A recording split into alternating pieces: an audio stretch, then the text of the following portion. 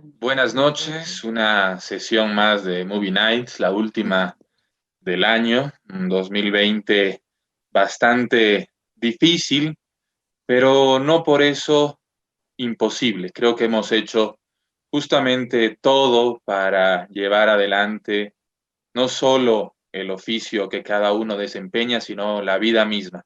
Y eso hace que no solo nos hubiéramos convertido en sobrevivientes del COVID, sino realmente en algo más, en gente que se ha transformado o ha intentado transformarse y cambiar. Y creo que este cambio, por supuesto, dará lugar a una mejor sociedad de aquí en adelante. Esperemos que así sea. Esta noche particular, tan cercana a la Navidad, a la Nochebuena, tenemos una película que aborda el tema, se trata de El Expreso Polar, y para hablar de esto estamos junto a Geraldine Obando, que nos acompañará en una charla que tendrá varias inquietudes a partir de la propia película, que despierta en nosotros muchas más preguntas que respuestas en realidad. Geraldine es productora del Festival Colibrí, realizadora audiovisual, parte de Nicovis, una productora de las más importantes del país cuando uno empieza a reflexionar sobre la producción para niños, sobre la producción infantil. Y esto también nos hace recuerdo de que no es que no se haga en Bolivia, sino que quizás no se ve lo que hacemos. De todas formas, estos espacios nos sirven justamente para encontrarnos, para descubrirnos y así insistir en estos caminos de reconocer el trabajo de los bolivianos en función muchas veces de otras inquietudes. Geraldine, bienvenida a este espacio que apoya la Embajada de Estados Unidos en Bolivia. Gracias, Claudio. Buenas noches. Un gusto estar acá. Vamos un poco con la película, El Expreso Polar, una película estrenada en 2004 que adapta un cuento de Chris Van Allsburg, escrito en 1985, que tiene una particularidad especial, y es que la obra de este autor ya había sido llevada al cine con anterioridad, el año 1995, con Jumanji. En este caso, Robert Zemeckis, el director del Expreso Polar, va a hacer una travesura en el inicio del siglo XXI de trabajar la animación de un modo que no lo habíamos visto hasta entonces. Es una forma de llevar a los personajes reales a versiones animadas, cargar todos los movimientos en una computadora y hacerlo lo más real posible. Era también un intento en ese momento de dar un paso más allá hacia la animación del 2D, que por supuesto después fue superada por el 3D. Mi primera pregunta, mi primera inquietud, Yera, es ¿cómo te va con el 3D? ¿Tú qué crees que ha aportado esto al mundo del cine? Porque era una de las grandes preguntas que teníamos cuando empezaba este siglo, ¿no?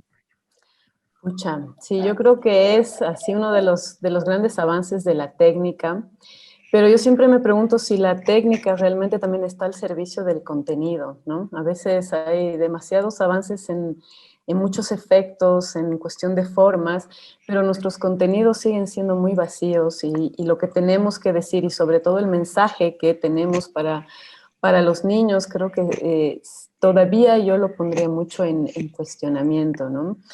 Creo que el ejercicio de innovar en la técnica y de buscar nuevos recursos para justamente buscar la atención de los niños y crear nuevas formas narrativas que también forma y fondo tienen que ir de la mano es pues aplaudible, pero como reitero, no siempre van de la mano y no siempre se está buscando un contenido apto para los niños. Voy a un poco también poner sobre la mesa que ha habido un primer intento de animación 3D en Bolivia con la productora Nicovis. Se hizo ya en los 2000, cuando entró realmente la posibilidad de hacerlo, y se hicieron algunas animaciones sobre mitología indígena, y ahí hay unos ejercicios de animación 3D. Pero efectivamente creo que ahí se ha quedado la animación 3D en Bolivia porque, bueno, uno, que los precios son exorbitantes y claro, también la capacitación de los animadores también.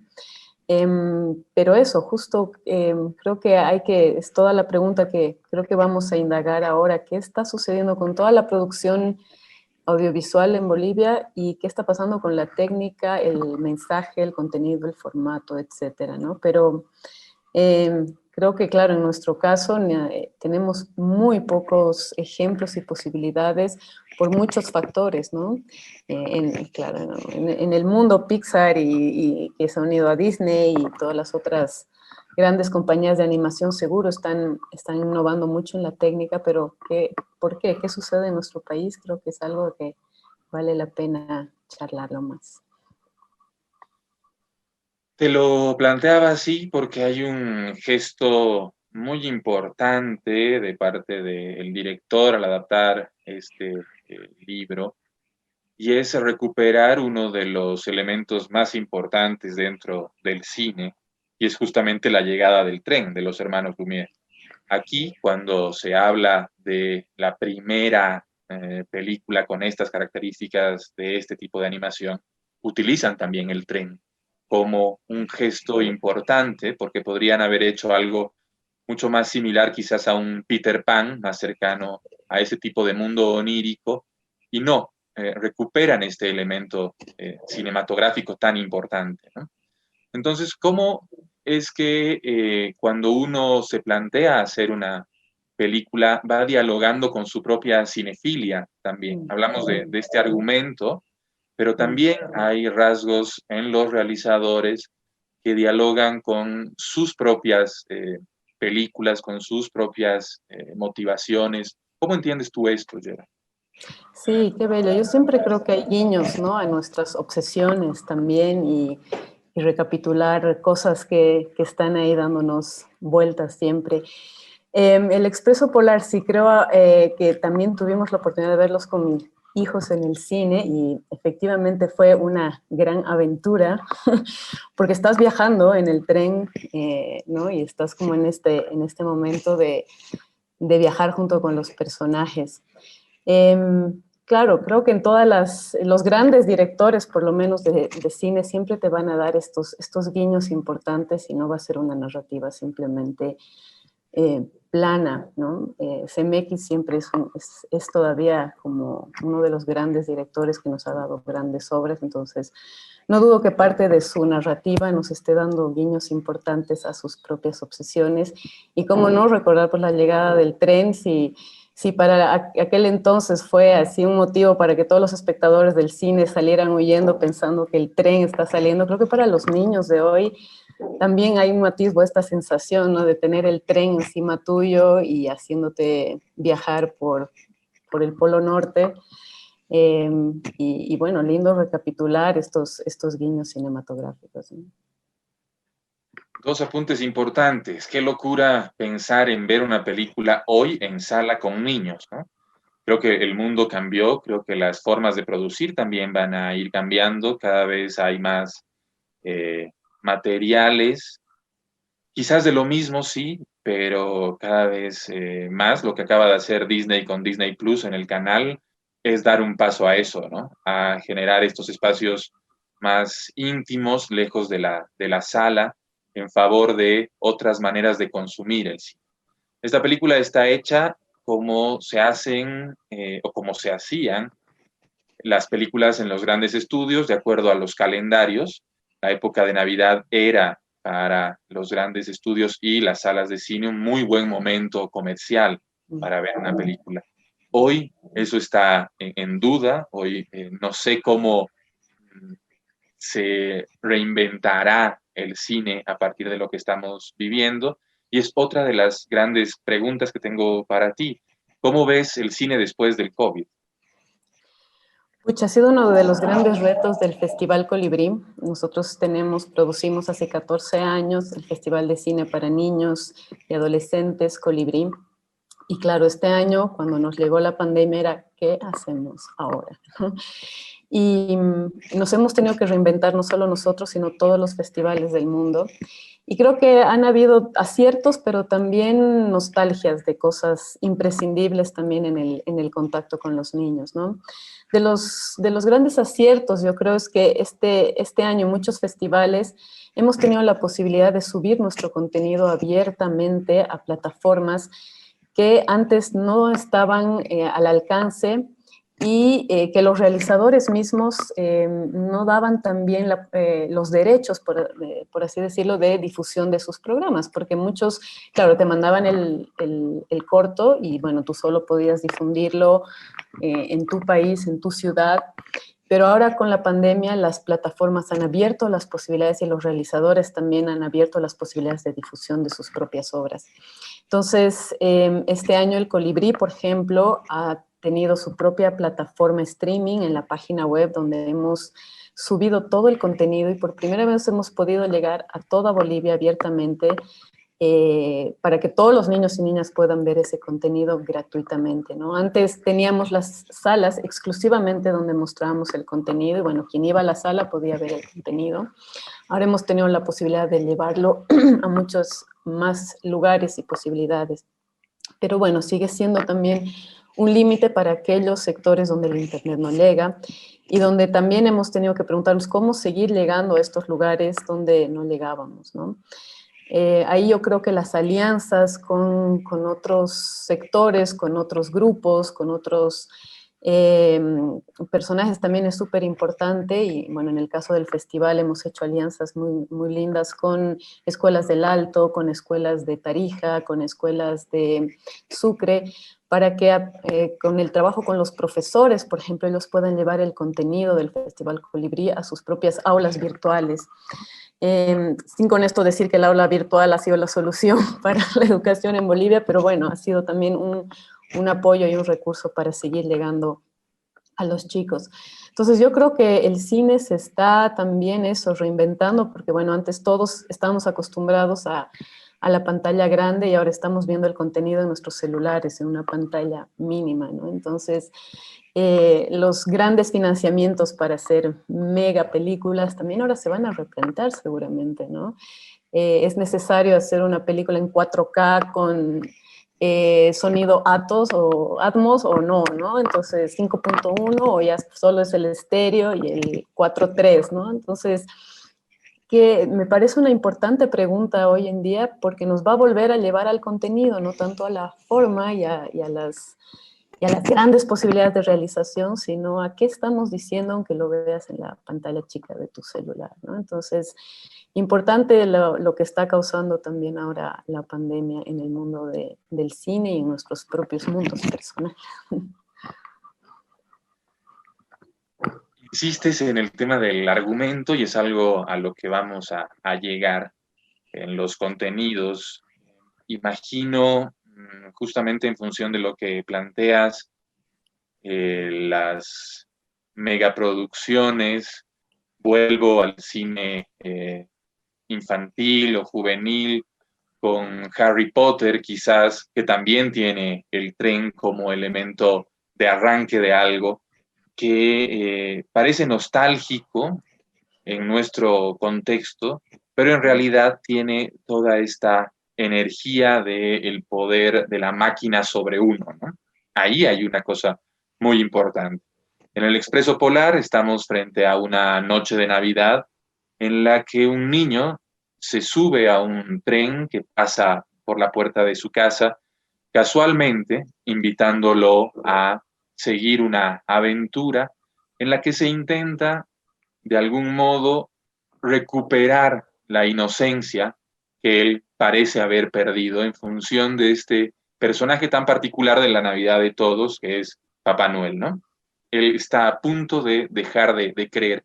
Es una historia que no es de ninguna manera excepcional dentro del cine norteamericano sobre todo, pero que en función de la técnica reactualiza este mito, llamémosle así. ¿Qué es lo que hay detrás de toda esta película? ¿Qué es lo que en verdad se nos está diciendo, ¿no? Se está poniendo en valor estos justamente valores que tiene la sociedad o que debería tener por encima del consumo en favor de las emociones, o se nos está diciendo algo más, porque hacia el final también se retoma esta idea del regalo como algo importante dentro de la celebración. Mm. Es que, bueno, yo creo que no solo esta película, sino mucho tiempo el cine capturó a los trenes como la gran fantasía a la que nos estábamos enfrentando a principios de siglo, es lo que tú dices, ¿no? La máquina como ese simbolismo de progreso donde el ser humano se quedaba fascinado al ver la capacidad que tenía la máquina sobre el ser humano, ¿no?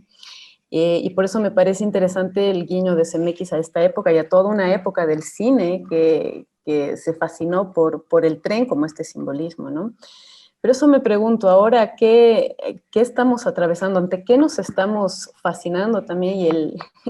Y también todos los peligros que tiene la fascinación por la máquina en su tiempo, ¿a dónde nos ha llevado también? ¿Qué ideas de progreso nos ha hecho encandilarnos y a qué idea de progreso hemos llegado? Y ¿no? ¿De dónde estamos ahorita gracias a ese progreso? ¿No? Y ahorita, ¿ante qué nos estamos fascinando? Capaz nos estamos fascinando ante una virtualidad y ante una capacidad de ser casi omnipresentes y estar en todo lado a partir del internet y tener una capacidad de llegar a todo lado, y en pocos años nos preguntaremos luego a dónde nos ha llevado eso, ¿no? ¿Dónde nos ha llevado el tren?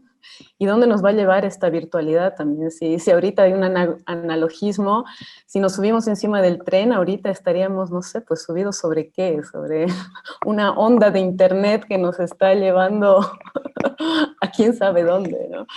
Entonces, pucha, también cabe preguntarse eso, hacia dónde estamos yendo como sociedad, importante, y pues claro, la época de Navidad también es un reflejo duro de una sociedad súper consumista que, bueno, también con la pandemia ahora todos los países no se están dando la posibilidad de tener las Navidades que querían, y también importante entender por qué está pasando eso y qué tipo de Navidad vamos a tener este año, ¿no? O qué tipo de Navidad nos reflejará el cine más adelante. También es un tema importante, ¿no? Porque pienso, por ejemplo, en Her, esta película en la que hay un romance con la máquina, que tú lo veías casi como ciencia ficción en el momento en el que se estrenaba. Si vivías en un país como este, que todavía estaba de algún modo al margen de esta ultravirtualización de la vida, pero que en realidad sí era algo existente y palpable. Entonces el cine muchas veces está un paso más allá y nos está mostrando algo más, pero quizás nosotros como espectadores todavía le tenemos miedo a entender estos códigos que se nos están planteando, ¿no? Claro, lo que escuchaba en la conferencia que daba una documentalista magistral, Marta Andreu, que decía antes, el cine nos ha puesto estos escenarios futuristas como al alcance de nuestra vida, ¿no? Imaginar una pandemia solo la podíamos hacer a través del cine, y no imaginar estos espacios desoladores de ciudades muertas por un cataclismo, solo nos los dio el cine. Pero ahora, ¿a qué se está enfrentando el cine? No solo a la opción futurista, sino también ser memoria ahora de esta época, ¿no? Entonces, antes nos daba la vista al futuro y también ahora nos va a guardar memorias de estas épocas tan impresionantes a la que estamos viviendo. Entonces el cine yo creo que tiene esa capacidad ambivalente de ser memoria y ser proyección también de todo lo que sucede en el mundo, ¿no? A través del cine hemos imaginado estos entornos desastrosos y también ahora los registraremos, y qué soñaremos también después con el cine, ¿no? ¿Cuál es el otro paso al que espero que sean más bien espacios más amorosos? Esperemos que así sea, definitivamente es algo que creo que todos estamos esperando. Nunca imaginamos que esto podría suceder.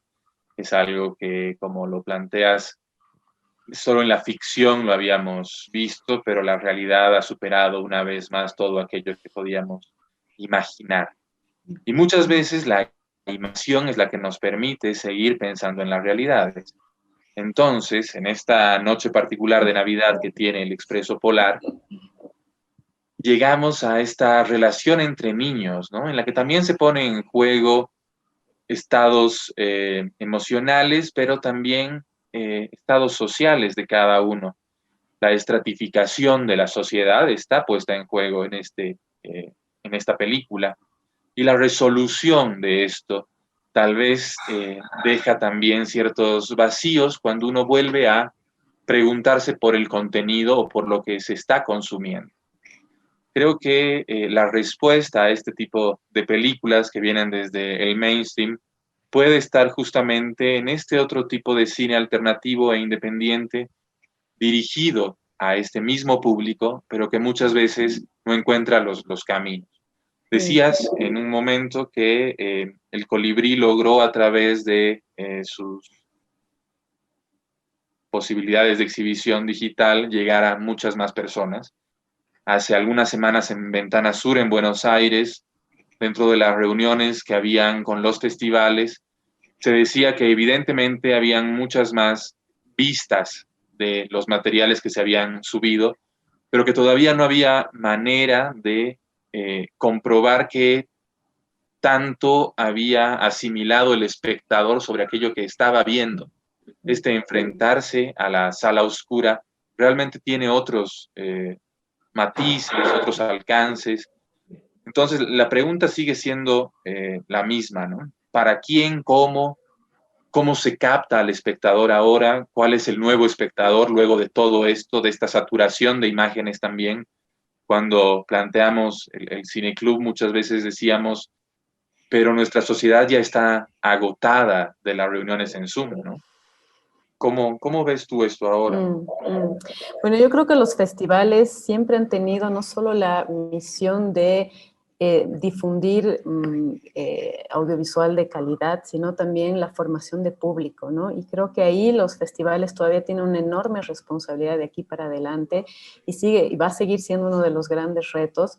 Yo creo que lo que han sembrado muchos festivales y lo que siguen sembrando es esta posibilidad de, primero uno, brindar otro tipo de cine que no es exactamente el mainstream, con la única capacidad de ver solo un tipo de cine, la posibilidad de tener otros festivales de cine con otro tipo de contenido, justamente es eso, brindarnos la capacidad de ver otras cosas, y también la formación de públicos, es esa posibilidad también de cómo formamos estos espectadores a tener la capacidad también de analizar y digerir y como desmenuzar también las obras audiovisuales desde ciertos criterios. Y esa ha sido una de las grandes misiones, y es una de las grandes misiones del Festival Colibrí. Y en eso, bueno, por eso es lo que digo, también las propias debilidades de esta pandemia y de todo lo virtual, es esta imposibilidad de llegar directamente a los niños y tener este acercamiento y estos talleres cara a cara y como tener esta posibilidad de hacer esta formación directamente, ¿no? Entonces, creo que eso es algo de lo que la nostalgia de estos espacios creo que va a seguir, y ahí es donde ninguna virtualidad va a poder reemplazar, ¿no? Y ahí es donde decimos, hay un espacio físico tan necesario en cualquier festival, y donde, claro, todos los festivales también decían, ¿no? Así, cómo extrañamos esta posibilidad de abrazarnos y de tener el tú a tú y de encontrar los espacios, eso de análisis diferente, que ninguna virtualidad lo va a hacer posible, ¿no? Entonces, como te digo, tiene la ambivalencia de ser espacios enormes donde se ha podido difundir un contenido mucho más amplio, pero unas imposibilidades gigantes de cosas que necesitas lo físico sí o sí, ¿no? También se decía que había una gran crisis de los festivales hace algún tiempo. Parece que el empujón hacia el vacío ha sido el que nos ha dado la pandemia, y es necesario también reinventar estos espacios que por el paso del tiempo muchas veces van quedando caducos dentro de los imaginarios. Pueden formar parte de las sociedades. Imagino ahora, por ejemplo, el Festival de La Habana, que fue uno de los pocos que se realizó, pero porque quitarles el festival a los cubanos hubiera sido un golpe mucho más duro de lo que se imaginan, es parte de su imaginario, ¿no? Un festival como parte del imaginario colectivo realmente tiene otra dimensión. Entonces, imagino en estas posibilidades e imposibilidades, tener la atención de los niños debe ser realmente uno de los esfuerzos más grandes que se pueden hacer para ver tantos materiales. La sala te permitía eso por la comunicación unidireccional, pero en este momento con tanto ruido visual y sonoro, definitivamente lo que se viene es algo impredecible, a menos que se retorne a algo que conocíamos, pero que tiene que ser reimaginado, porque de otro modo va directamente a una extinción, un poco como consecuencia también de esto que plantea Darwin, ¿no? La supervivencia de las especies. Ganarán los más grandes en realidad. Y ahí tenemos un reto todavía mayor frente a estos grandes estudios de cine que no han desaparecido, sino que quizás se han reinventado mucho más rápido de lo que se puede reinventar el cine en América Latina o en los países que tienen menores condiciones de producción o que tienen menores posibilidades de acceso a la difusión de sus materiales. Sí, hablando del Festival de Cine de La Habana, a mí me encantaba el afiche porque habla mucho de cómo se concibe al cine en este país, ¿no? Y era una receta de un doctor que para dar medicamentos se decía, ¿no? Consuma un poco más de cine o como una cosa así, haciendo alusión a todo lo que la pandemia estaba dando. Y su afiche es eso, es una receta de un doctor para ver más cine. Entonces, también rescato esto porque creo que para nosotros, sobre todo que somos pues amantes de la imagen, siempre va a ser un espacio de sanación y es nuestra pequeña píldora. Pero como tú dices, en una reinvención constante, hablábamos con otros festivales hermanos también del Colibrí, y decíamos, claro, en algún momento la obsesión de los festivales también porque sus salas estén hiperllenas y tengamos a 500 niños ahí viendo, ahora decimos, bueno, tal vez son 15, 30 niños los que tengamos que tener en sala, con los que podamos trabajar más puntualmente el contenido, con los que se pueda dialogar mucho más cercanamente, un tú a tú mucho más cercano, ¿no? Entonces yo creo que se va a hacer un doble juego entre, claro, esta virtualidad que te permita un poco distribuir el contenido abiertamente para todos aquellos, pero también no olvidar de estos otros espacios, estos otros lugares donde el cine y la virtualidad no va a poder llegar y a los cuales no podemos olvidar y tapar el sol con un dedo y creer que todos los niños o todo el público tiene la capacidad de consumir Netflix o Movie o las grandes plataformas, sino también tener en cuenta que hay una gran porcentaje de la población y sobre todo en Bolivia, de nuestros niños, que no tienen la capacidad de ver ni por mucho un buen cine, ¿no? Entonces creo que este público sigue siendo para nosotros nuestro público objetivo al que nos seguimos preguntando cómo llegar y cómo va a ser también nuestros retos para seguir trabajando con ellos. Además, obviamente, como te digo, de seguir brindando las otras posibilidades, pero ahora yo creo que va a ser esta doble partida, ¿no? De los dos juegos entre la virtualidad y lo presencial, mucho más cercano, mucho más tú a tú, ¿no? Recordamos a quienes nos están viendo que estamos hablando de El Expreso Polar. Olvidado en la charla en algún momento. Pero claro, el cine nos permite justamente eso, la vida nos permite justamente esto, de tener un detonador para llegar a otros temas. Y es algo maravilloso cuando se pone uno a hablar de cine, cuando uno empieza a ver más allá de la propia película lo que hay. Decía Luis Espinal que era imposible cambiar al cine, pero que lo importante era cambiar al espectador. Recuerdo esto por lo que planteas ahora, de tener grupos más pequeños en los cuales actuar directamente, volver a la comunidad, a lo local, a los espacios más íntimos, que son en realidad semilla de transformación.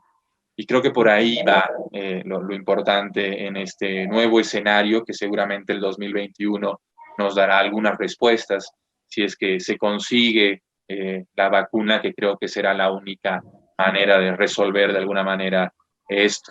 aunque tengas Negado conocimientos. estamos. Negados estaremos a la vacuna. No, pero importante sí, como tú dices, hablar justo de estos dos espacios. Yo creo que eso, la producción infantil sigue siendo algo, un reto muy grande para nuestro país y claro, ¿qué está produciendo Bolivia ahorita en cine infantil, ¿no? Y por qué no hay los apoyos suficientes? ¿Por qué sí podemos ver en la pantalla grande un Expreso Polar y no podemos ver un largometraje boliviano? Sigue siendo la gran pregunta, ¿no? No es que no tengamos las historias, no es que no tengamos personal capaz, no es que hay realmente un incentivo miserable o mínimo a la producción en general audiovisual y menos para niños. Ningún fondo te da el fondo específico para trabajar producciones infantiles. Ningún canal de televisión tiene una sección, una franja infantil para pasar contenido infantil. No hay espacios para la difusión infantil, ¿no? Entonces, por eso también el Festival Colibrí nace con la urgencia de crear espacios para que los niños puedan ver audiovisual de calidad, porque el otro va a estar en la pantalla y lo vamos a tener, pero ¿dónde podemos ver otro tipo de cine que se está creando en otros países con igual, con una producción también a veces súper precaria, otros con producción más grande, pero buscando realmente un otro tipo de contenido que esté hablando sobre estas otras realidades? Mucho del contenido que nos llega, obviamente, está reflejando una otra realidad de los niños indígenas de Latinoamérica, afrodescendientes, de otras problemáticas, de la violencia, de qué está sucediendo. Son otro tipo de realidades que los niños necesitan ver y no solo soñar con este mundo ideal Disney, Pixar que vemos en la pantalla, que está bien, que está un día que los niños lo vean y perfecto, pero ¿qué otro contenido también es importante que ellos vean y que dialoguen y que piensen? Porque bueno, si no seguimos creando estos mundos dorados con príncipes y princesas y etéreos donde, ¿no? Pero también aquí necesitamos ver otro tipo de realidad y que nuestros niños vean estas otras realidades y no siempre, ¿no? Estas películas o cuentos con moralejas que tienen así como el final feliz, sino ver qué otros formatos, qué otros géneros están trabajando, qué otro tipo de mensajes, qué otro tipo de finales también nuestros niños tienen que ver, ¿no? Muchos yo creo que han sido choqueados con la pandemia porque realmente los niños de hoy no tienen la capacidad de enfrentarse con el mundo real en su dura esencia, ¿no? Seguimos pintándoles un mundo rosa y cuando les cae una pandemia así, están buscando que la hada madrina venga y les cambie, ¿no? Y entonces, eso también es responsabilidad de todos nosotros como realizadores, qué tipo de mundo les estamos mostrando a los niños. Pintemos el mundo de colores. Ese sí. CMX, el director del Expreso Polar, también había hecho Náufrago, que es quizás su película más conocida y que también está protagonizada por Tom Hanks. Tom Hanks es uno de los actores del mainstream que mejor representa a esta final de época del siglo XX y principios del XXI en los Estados Unidos. Y es uno de los primeros actores y de las primeras figuras públicas en haber contraído el virus mientras filmaba en Australia y era como la noticia, ¿no? El virus no es algo que esté al margen, que pueda distinguir entre unos y otros, sino que realmente es algo que no distingue. Y es algo con lo que no habíamos podido lidiar o enfrentarnos en la realidad porque siempre habíamos considerado cierta inmunidad frente a determinados desastres por X o Z razón en función del lugar en el que estemos nosotros. Así como en las ciudades habían élites que consideraban que eso no les podía suceder porque tenían la posibilidad de acceder a un hospital o poder resolver rápidamente con alguna medicina el problema, también en las comunidades campesinas hubo ese pensamiento de considerar esta distancia con los centros urbanos una manera de estar alejado del problema y en realidad esto no sucedió. El virus afectó casi de la misma manera a todo el planeta y es algo que definitivamente tiene que hacernos reflexionar. Lamento mucho que este sea el final en una conversación cuando estamos tan cerca a Navidad y deberíamos de alguna manera reinventar esta esperanza en un mundo mejor, pero es algo que tenemos que tocarlo. Justamente por lo que planteas tú, estos finales felices también tienen que ser repensados. Tenemos que prepararnos para algo que no necesariamente es lo que nos gusta. Y es importante que los niños lo sepan, ¿no? Y es importante todavía más que los mayores se den la posibilidad de entregarle un final triste a cualquiera. Y ahí hay algo que como sociedad nos consultamos. Y creo que el mundo occidental todavía tiene un trauma muy grande en muchos niveles. Por supuesto, Europa con sus dos guerras, los Estados Unidos con sus problemas y América con los suyos propios también. Geraldine, ha sido un placer compartir contigo. Gracias. Es realmente un gusto poder hablar de cine a través de El Expreso Polar o haber tomado este tren Como gran sin querer, excusa. que no era tan expreso, para poder hablar de otros temas. Claro que sí. Gracias a ustedes, Claudio, y pues aquí estamos. Y bueno, ahí también invitarles, hay contenido que vamos a mantener todavía arriba en el Festival Colibrí, porque nos interesa seguir difundiendo, así que también para los niños, si quieren ver contenido diferente, la página web del Festival Colibrí, Colibrí con K, festivalcolibrí.com, está disponible también para ver contenido nuevo y bueno, eso, que también como padres y adultos somos corresponsables con la formación de estos nuestros nuevos públicos, que son los niños, y darles la posibilidad eso de ver nuevos contenidos diferentes y charlarlos con ellos, porque no solo se trata de prender la tele, dejarlos y bueno, a ver que ellos puedan entender y saber, ¿no? Sino tener la posibilidad y capacidad también de dialogar con nuestros niños sobre lo que están viendo. Que no es lo mismo que tener el control. Sí, también se los puedo apagar, sí, cómo no. Gracias, Geraldine. Gracias, Hemos Claudio. estado en esta última Movie Nights del año, cerramos un ciclo, ya nos encontraremos en enero con todos ustedes con una nueva película. Esta actividad cuenta con el apoyo de la Embajada de Estados Unidos en Bolivia y es gestionada por Cinemateca Boliviana. Soy Claudio Sánchez y junto a Geraldine les deseamos una feliz Navidad y que el próximo año sea mejor para todos. Gracias por habernos acompañado. Chao, chao, Claudio. Gracias. Gracias.